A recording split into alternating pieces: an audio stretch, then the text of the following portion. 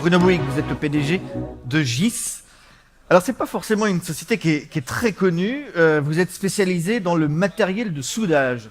Alors, ça fait pas très...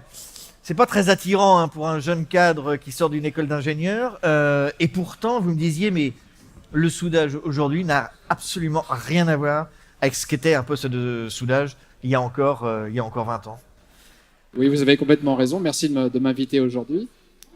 Il y a 20 ans, un poste de soudage, c'était un transformateur. 20 ans plus tard, c'est de l'électronique, c'est du logiciel. Et les derniers postes de soudage, il y a plus d'1 million de lignes de code. 1 million de lignes de code, c'est 3 ou 4 fois la taille en code d'un décodeur télévision aujourd'hui. Donc c'est un poste, j'allais dire, qui a été totalement révolutionné par le numérique. Ah, complètement. On a eu une transformation numérique et digitale. Les produits étaient manuels. Ils ont commencé à devenir de manuels électrotechniques. Ils sont devenus manuels électroniques. Petit à petit, le logiciel est arrivé. Les écrans sont arrivés, noir et blanc, puis les écrans couleur. Puis tout d'un coup, ces machines sont commencées à se communiquer, d'abord en interne, puis en externe. Le cloud est arrivé. Et puis les clients nous ont demandé de plus en plus de logiciels, de plus en plus de fonctions pour les aider. Parlons de GIS. Vous êtes combien de collaborateurs aujourd'hui? Aujourd'hui, on est autour de 700 personnes. Et vous étiez combien il y a encore quelques années? Parce que je crois que vous avez une croissance très importante aussi bien en chiffre d'affaires qu'en termes de nombre de collaborateurs. On double de chiffre d'affaires à peu près tous les 6 ans.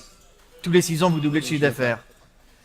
Comment est-ce qu'évolue votre secteur, ce secteur qui est finalement très, très industriel? D'abord, est-ce qu'il a encore un avenir en France? Ça, c'est des questions qu'on entend un peu ici ou là. Et comment est-ce que vous, derrière, vous vous développez évidemment en France et à l'international? Alors, il y a un paradoxe en France actuellement, c'est que la France est devenue un paradis industriel. On a 2 mesures phares qui nous ont aidés. Il y a eu le crédit d'impôt recherche pour des boîtes technologiques qui est majeur. Et puis il y a eu le CICE qui nous a permis d'avoir une meilleure compétitivité sur des salaires modérés. Le problème, c'est que la base industrielle française est modeste. On a perdu beaucoup de savoir-faire sur 20 ans, il faut les reconstruire. Mais actuellement, l'environnement entre la qualité des techniciens, la qualité des ingénieurs, la qualité des infrastructures et ce nouvel environnement fiscal, et puis la volonté du gouvernement fait que c'est un paradis fiscal. Est-ce que vous êtes confronté à un problème de recrutement de compétences? Alors beaucoup moins qu'auparavant.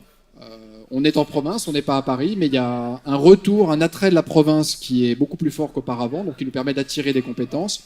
Et puis dans l'Ouest, GIS est une entreprise dynamique, connue pour ses savoir-faire en électronique de puissance, et donc les professeurs des écoles nous envoient leurs meilleurs élèves. Le fait d'être implanté dans l'Ouest, vous êtes à Laval, je le précise, ne vous empêche pas de vous développer à l'international? Absolument pas. On a des racines très profondes en Mayenne, mais on sert nos clients dans plus de 120 pays. Il y a 15 ans, on servait 3 pays. Vous êtes très attaché, je le sais, au réseau des conseillers du commerce extérieur de la France. Pourquoi et qu'est-ce que vous apporte ce réseau pour terminer?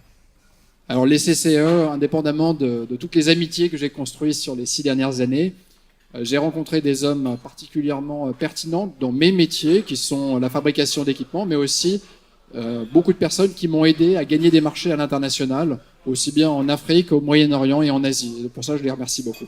Vous êtes vous-même CCE. Je suis CCE, membre de la Commission Afrique. Et ça vous prend beaucoup de temps sur votre agenda? C'est à peu près 5% de mon temps, mais 100% de plaisir.